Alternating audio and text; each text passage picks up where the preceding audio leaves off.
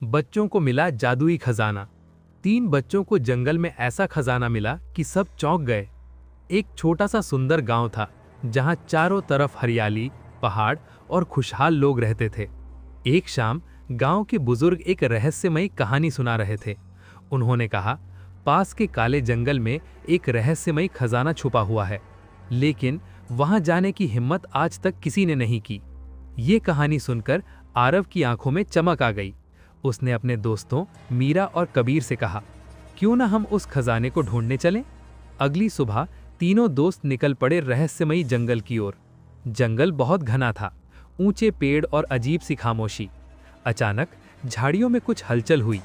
ऐसा लगा जैसे कोई उन्हें देख रहा हो, लेकिन हिम्मत करके वे आगे बढ़ते रहे। थोड़ी दूर चलने के बाद उन्हें एक विशाल पत्थर का दरवाजा दिखाई दिया। उस पर अजीब चमकते हुए चिन्ह बने हुए थे। मीरा ने ध्यान से उन चिन्हों को देखा।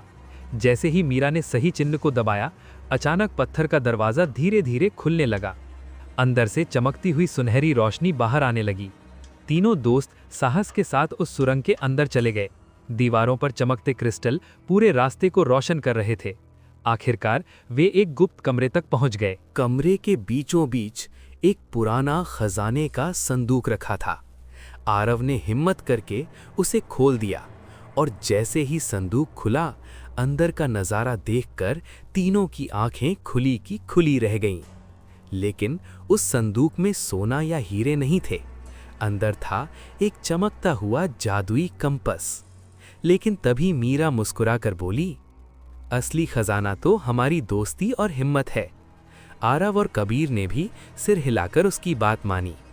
कहानी की सीख, सच्चा खजाना सोना नहीं होता, सच्चा खजाना है साहस, दोस्ती और सच्चाई।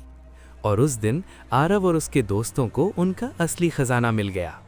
अगर आपको जंगल में खजाना मिले तो आप क्या करेंगे? क्या आपको ऐसी और कहानी चाहिए? कौन सा जानवर आपको सबसे अच्छा लगता है?